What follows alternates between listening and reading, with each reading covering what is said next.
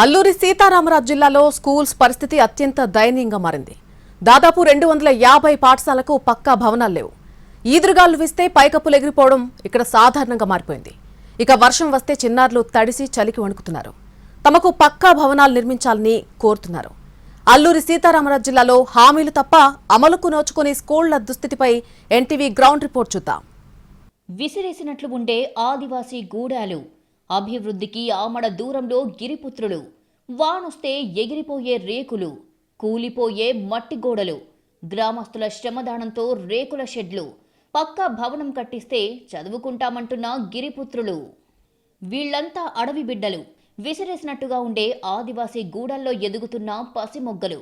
ఆటలాడుతూ కాలం గడపాల్సిన ఈ చిన్నారులు తమ జీవితాల్లో వెలుగులు నింపే చదువుల కోసం బలమైన పునాదులు వెయ్యమని అడుగుతోంది. తమని తాము తీర్చిదిద్దుకోవడానికి అవసరమైన ఒక బడి కావాలని, దానిని కట్టించమనేది వీళ్ల కోరిక. ఇది ఒక్క స్కూల్ సంగతి కాదు.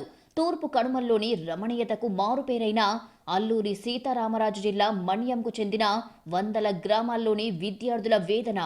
పీవీటీజీ తెగకు చెందిన 4-5 కులాలు విద్య ద్వారానే వికాసం సాధ్యమని నమ్ముతున్నాయి. పిల్లలకు మాతృభాష కువీతో పాటు ఇంగ్లీష్, తెలుగు నేర్చుకోవాలని, ఎదగాలని ఆకాంక్షిస్తున్నాయి. ఇది గిరిజన గూడాల్లో వచ్చిన మార్పుకు సంకేతం. ఇక్కడ పిల్లలు అనర్గళంగా పాఠ్యాంశాలను చదవడం వాళ్లల్లో విద్య పట్ల పెరుగుతున్న ఆసక్తికి నిదర్శనం. సామాజిక వెనుకబాటుతనానికి గురైన కొందు, గదబతో పాటు ఇతర కులాలు ఇక్కడ కనిపిస్తుంటాయి. ఈ సమూహం ఇప్పుడు బాహ్య ప్రపంచంతో పోటీ పడేలా తమ బిడ్డలు ఎదగాలని కోరుకుంటోంది.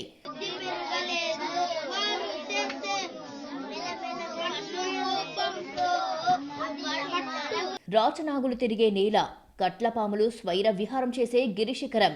రెప్పపాటు తేడా వస్తే లోయలో పడాల్సిందే. రాళ్లు, రప్పల బాటలో కొంత దూరం 2 వీలర్ ప్రయాణం, ఆ తర్వాత 3 కిలోమీటర్ల నడక. ఇది జి మాడుగుల మండలంలోని మారుమూల గిరిజన గ్రామం కోట్ల గురువుకు చేరుకోవాలంటే ఉన్న మార్గం.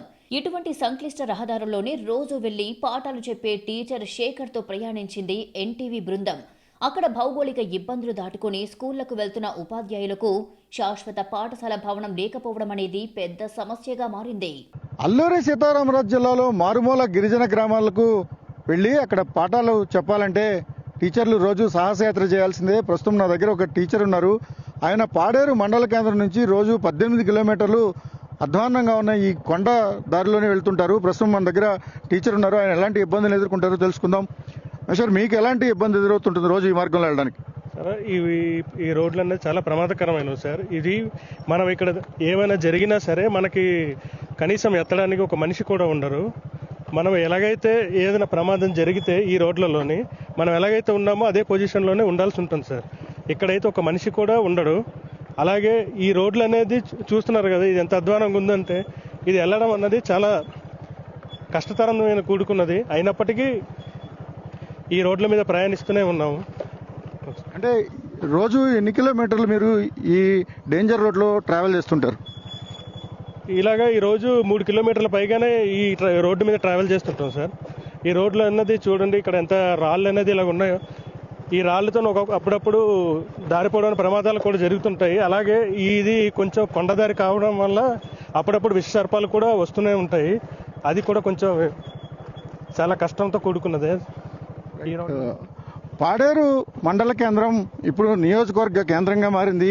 ఇక్కడి నుంచి 15 కిలోమీటర్లు, ఏదైతే ఎగ్జాక్ట్గా 15 కిలోమీటర్లు ట్రావెల్ చేసిన తర్వాత ఇక ఆ తర్వాత నుంచి బళ్ళు కూడా పోవు, కేవలం నడిచి వెళ్ళడం మాత్రమే కుదురుతుంది. ప్రస్తుతం నేను వెళ్తున్న స్కూల్కి సంబంధించి ఇక్కడ ప్రాథమిక విద్యను అందించే పాఠశాల ఏదైతే ఉంటుందో, ప్రైమరీ స్కూల్లో 28 మంది స్టూడెంట్స్ ఉన్నారు. ఎటువంటి షెల్టర్ లేదు. గ్రామస్తులు తమ స్వశక్తితో ఏర్పాటు చేసిన ఒక తాత్కాలిక షెడ్లో స్కూల్ నడుస్తోంది.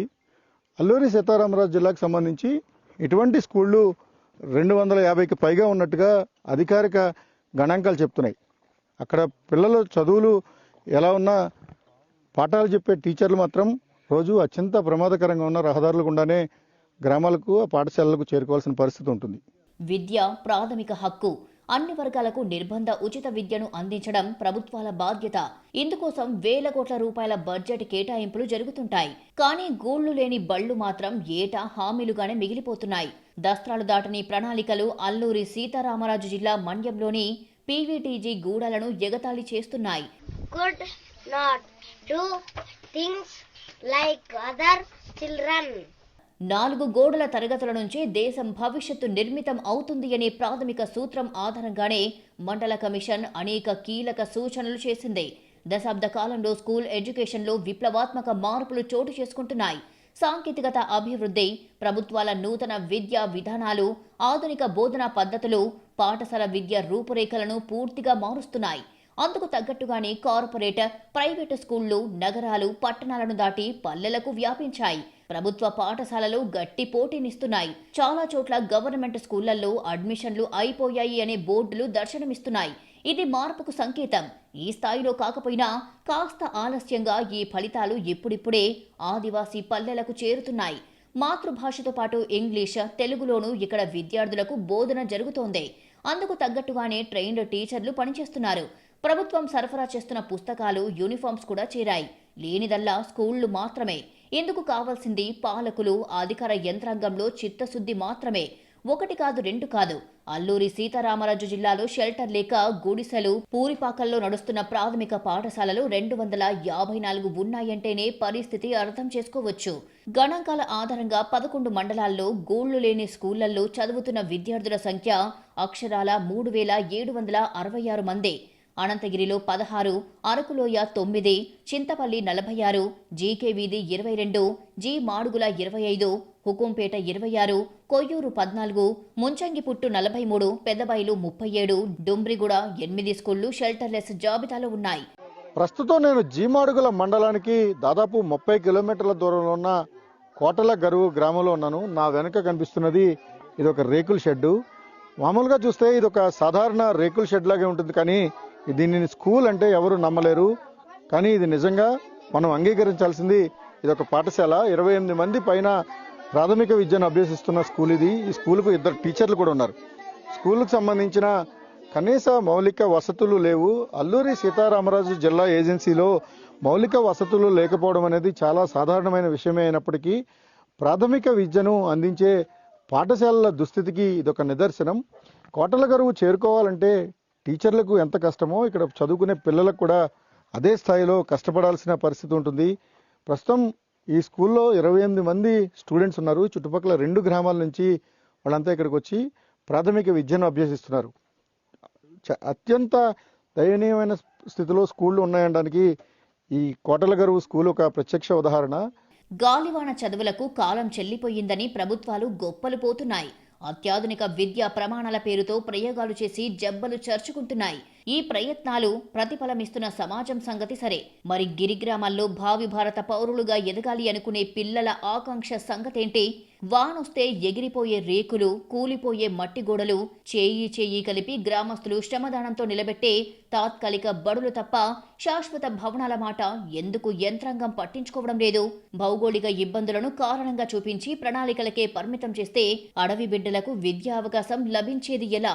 పట్టణాల నుంచి పల్లెల వరకు ఇప్పుడు ఎటు చూసినా ఇంటర్నేషనల్ స్కూల్స్, మోడర్న్ అకాడమీస్ నడుస్తున్న తరుణంలో అల్లూరి సీతారామరాజు జిల్లా ఏజెన్సీలో ఇప్పటికీ 100 మంది విద్యార్థులు గాలి వాన చదువులకే పరిమితం అవుతున్నారంటే ఆశ్చర్యంగా అనిపిస్తుంది. ప్రస్తుతం కోట్ల గరువులో ఉన్న కొంతమంది విద్యార్థులు మనకు అందుబాటులో ఉన్నారు. వాళ్ళు ఈ స్కూల్లో ఎటువంటి ఇబ్బందులు ఎదుర్కొంటున్నారు, వర్షాలు వచ్చినప్పుడు, చలికాలంలో వాళ్ళకి ఎదురయ్యే సమస్యలు ఏంటో వారిని తెలుసుకుందాం. ప్రస్తుతం మన దగ్గర స్టూడెంట్స్ ఉన్నారు. నన్ను స్కూల్లో ఎటువంటి ఇబ్బంది వస్తుంది మీకు వర్షాకాలం వచ్చినప్పుడు? చలి వేస్తుంది, రేకులు కూడా పగిలిపోయి ఉన్నాయి. అటు నుంచి నీళ్ళు పారిపోతున్నాయి. అప్పుడు ఏం చేస్తుంటారు మరి అట్లా వచ్చినప్పుడు? తడిసిపోతాం. ఏం కావాలి మీకు? స్కూల్ బిల్డింగ్ కావాలి సార్. మీకు వాన వచ్చినప్పుడు నువ్వు ఎక్కడికి వెళ్తావు? వాన వచ్చి తడిసిపోతుంటే ఎక్కడికి పోతావు? ఇంటికి సార్. మీకేం కావాలి? స్కూల్ బిల్డింగ్ కావాలి సార్. గాలి గాలి గాలి వస్తే రేకులు ఎగిరిపోతాయి సార్. సో భవిష్యత్తుకు బాటలు వేసుకోవాల్సిన బాల్యం తమ స్కూలు పరిస్థితి ఎలా ఉంటుంది, ఎప్పుడు వానొస్తే ఎప్పుడు తడిచిపోతాం, ఎప్పుడు గాలి వస్తే రేకులు ఎగిరిపోతాయన్న టెన్షన్తోనే వాళ్ళు ఉంటారు. ఒక విధంగా వాళ్ళకి వానొచ్చినా గాలి వచ్చినా స్కూల్కి సెలవు కిందే లెక్క. ఎందుకంటే ఆ రేకులు ఎగిరిపోతాయి, వర్షం లోపలికి వస్తుంది, మట్టి గోడలు తడిచిపోతాయి, ఎప్పుడు పడిపోతాయో తెలియదు. పిల్లలు తమకు తిండి ఆటలు కావాలనుకునే తరుణంలో వాళ్ళు అడుగుతున్నది మాకు స్కూల్ బిల్డింగ్ ఇవ్వండి అని. స్కూల్ బిల్డింగ్ కట్టడం పెద్ద కష్టం కాదు. ఎందుకంటే ఈ ఊర్లోనే జన్మన్ హౌసింగ్ కింద కొన్ని ఇళ్ళు నిర్మాణం కూడా జరుగుతోంది. అంటే ఇక్కడికి రావడానికి, వాహనాలు రావడానికి కొంత అనుకూలమైన వాతావరణం ఉంటుంది. భారీ స్థాయిలో వాహనాలు ఉంటే అవి వాటి ద్వారా మెటీరియల్ను ఈ గ్రామాలకు తీసుకురావచ్చు. కేవలం అధికార యంత్రాంగంలో చిత్తశుద్ధి లోపించింది. కేవలం ప్రతిపాదనలకు మాత్రమే ఇటువంటి స్కూళ్ళు పరిమితం అవుతున్నాయనడానికి కొట్లగరువు స్కూల్ ఒక ఉదాహరణ. ఈ పిల్లలు తమకు ఏమి కావాలంటే చాలా స్పష్టంగా అడుగుతున్నారు. తడిచిపోకుండా, రేకులు ఎగిరిపోకుండా ఉన్న ఒక స్కూల్ కట్టండి, మేము చదువుకుంటాం అంటున్నారు. వాళ్ళలో చదువుకోవాలనే కోరిక ఉంది, కానీ అందుకు అవసరమైన మౌలిక వసతులు మాత్రమే ఇక్కడ కనిపించడం లేదు. ఇటువంటి పాఠశాలలు అల్లూరి సీతారామరాజు జిల్లాలో 254 పైగా ఉన్నాయంటే ఇక్కడ పరిస్థితులు ఏ స్థితిలో ఉన్నాయో మనం అర్థం చేసుకోవచ్చు. ఇక్కడ కనీస భవనాలు లేని స్కూళ్ల దుస్థితి చూస్తే దశాబ్దాలుగా గూడు కట్టుకుపోయిన నిర్లక్ష్యం కనిపిస్తుంది. స్కూళ్లకు భవనాలు లేని దుస్థితి చాలా ఏళ్లుగా కొనసాగుతోంది. దీంతో స్థానిక గిరిజనులే తమ పిల్లల కోసం శ్రమదానంతో పాకలు, రేకుల షెడ్లు నిర్మించుకుంటున్న పరిస్థితి ఏర్పడింది. ఇది నేను వచ్చిన కొత్తలోనైతే ఈ స్కూల్ అనేది ఒక ఇంటి వరండాలోనే చెప్తుండేవారు. అప్పటికి ఆ స్ట్రెంత్ అనేది 20 మంది ఉండేవారు. అప్పటి నుంచి ఆ స్కూల్ అనేది అక్కడ చెప్పడం బాగోదని చెప్పేసి మళ్ళీ దీన్ని తీసుకొచ్చి ఇక్కడ ఊరు గ్రామస్తులతోనే మళ్ళీ ఈ మట్టి గోడలతోనే ఇది రేకుల షెడ్ వేయించడం జరిగింది. ఇక్కడ ఉన్న గాలి పరిస్థితుల దృష్ట్యా, వర్షాల దృష్ట్యా ఏమవుతుందంటే ఈ గాలికి ఒకసారి రేకులు కూడా ఎగిరిపోవడం జరిగింది. మళ్ళీ దాన్ని రిపేర్ చేసి దానికి మళ్ళీ చేయడం జరిగింది. అప్పటి నుంచి స్కూల్ ఇలాగే ఉంది. ఎన్నోసార్లు ఇది అధికారులకి దీని గురించి చెప్పడం జరిగింది, కానీ దీని గురించి అంతకు ముందు ఈ స్కూల్ అయితే ఇంకా ముందు కదలలేదు. అప్పటి నుంచి పిల్లల పరిస్థితి ఇలాగ ఉంది. వర్షాకాలంలోనైతే అది చాలా ఇబ్బందికరంగా ఉంది. పిల్లలు అయితే లోపల వాటరే వస్తుంది, ఆ జల్లు ఉండడం వల్ల పిల్లలు చాలా ఇబ్బంది పడుతున్నారు. ఈ విషయమే పై అధికారుల దృష్టి కూడా తీసుకెళ్లడం కూడా జరిగింది. దశాబ్ద కాలంగా అల్లూరి సీతారామరాజు జిల్లాలో పీవీటీజీ గ్రామాలకు విద్యా ఫలితం దక్కడం లేదు. ఎన్ని ప్రభుత్వాలు మారినా ప్రాథమిక పాఠశాలలకు వసతి సదుపాయం అందని ద్రాక్షగానే మిగిలిపోయింది. 254 స్కూళ్లలో గత ప్రభుత్వం నాడు నేడు ద్వారా గుర్తించినవి ఉన్నాయి. కొన్నిటికి బేస్మెంట్ వరకు నిర్మించి వదిలేసినవి కనిపిస్తుంటాయి.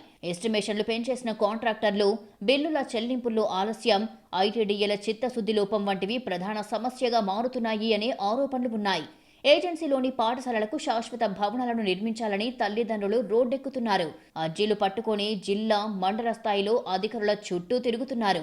ఎట్టే ఏ ఆఫీసర్ వచ్చినా ప్రతి వాడికి చూపెడతాం. చూపెట్టిన తర్వాత అవుతుంది అనేసి అనుకోవడం, వెళ్ళిపోవడం, మళ్ళీ ఎవరు రాకుండా అది ఎలాగా అవుతున్నారు సార్. అంతే, ఇదిగో అంటారు, అదిగో అంటారు, మెటీరియల్ వస్తుంది, ఇదే ఇంకా పాస్ అయిపోయినట్టు అనేసి అనుకుంటారు. కానీ ఎప్పటికీ ఇంకా అలాగ అనుకొని ఉన్నారు, కానీ ఇప్పుడు ఇంకా ఎవరు కూడా ఇది చేసి శక్తి లేదు ఈ స్కూల్. ఏటి అంతే మరి చూడు, మొత్తం ఇదంతా రిపేర్ అయిపోయింది, చాలా రోజులు అయింది కదా. కొత్త అది మాకు కావాలనేసి మేము ఆలోచించుకుంటాం. వర్షం పడితే మొత్తము నీళ్ళంతా కిందకి కానీ మీదకి లేదు. దశాబ్ద కాలంలో పీవీటీజీ గ్రామాలలో స్కూల్ ఎడ్యుకేషన్ మీద హామీలు తప్ప అమలు అనేది లేదని అర్థమవుతోంది. ఈ సమస్య యంత్రాంగానికి తెలియంది కాదు, కానీ వివిధ కారణాలతో సమస్యకు పరిష్కారం వెతకడంలో అలసత్వం ఇబ్బందిగా మారింది. గూళ్లు లేని బడులపై అల్లూరి సీతారామరాజు జిల్లా జాయింట్ కలెక్టర్ తిరుమాణి శ్రీపూజ స్పందించారు. సర్వశిక్ష అభియాన్ కింద వచ్చే 6 నెలల్లో నిర్మాణాలు ప్రారంభిస్తామని, మరో 80 కొత్త స్కూళ్లను గుర్తించామని చెప్పారు. And when it comes to the buildingless స్కూల్స్కి సంబంధించి మనకి 250 స్కూల్స్ పైన లాస్ట్ టైం సీఎం గారి అష్యూరెన్స్ ప్రకారం శాంక్షన్ అవ్వడం జరిగింది.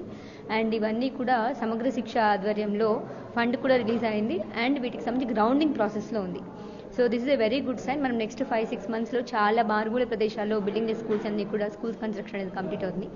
ఇవి కాకుండా శాంక్షన్ అయినవి కాకుండా ఇంకో 80 స్కూల్స్ కూడా ఐడెంటిఫై చేశారు. వీటికి కూడా ప్రపోజల్ పంపిస్తున్నారు. స్కూల్ బిల్డింగ్ సమస్యను ప్రభుత్వ యంత్రాంగం పెడచెవిన పెట్టడంతో ఊళ్లు కదులుతున్నాయి. తాత్కాలిక పాఠశాలలు నిర్మించుకుంటున్నాయి. మెటీరియల్ సప్లై చేస్తే శ్రమదానం చేసి పూర్తి చేస్తామని తల్లిదండ్రులు అభ్యర్థిస్తున్నారు. జిల్లాలో చింతపల్లి మండలంలో అత్యధికంగా 46 పాఠశాలలకు భవనాలు లేకపోగా పాడేరు, డుంప్రిగూడ మండలాల్లో అత్యల్పంగా 8 పాఠశాలలకు ఎటువంటి భవనాలు లేవు. కేంద్ర ప్రభుత్వం ఖచ్చితంగా అమలు చేయాలి అని నిర్దేశించుకున్న జన్మన్ హౌసింగ్ జరుగుతున్న చోట కూడా స్కూల్ భవనాలు నిర్మాణానికి నోచుకోకపోవడం అల్లూరి సీతారామరాజు జిల్లాలో పరిస్థితులకు అద్దం పడుతోంది. గిరిజన ప్రాంతంలోని వసతి లేని ప్రాథమిక పాఠశాలలపై ప్రతి ప్రభుత్వం ప్రకటనలు చేస్తోంది. కానీ చిత్తశుద్ధిని ప్రదర్శించే విషయంలో మాత్రం వివిధ అడ్డంకులను కారణంగా చూపిస్తున్నాయి అనే విమర్శలు బలంగా ఉన్నాయి. గ్రామస్తుల శ్రమదానం వార్తలు వచ్చినప్పుడు అధికారులు కదులుతున్నారు.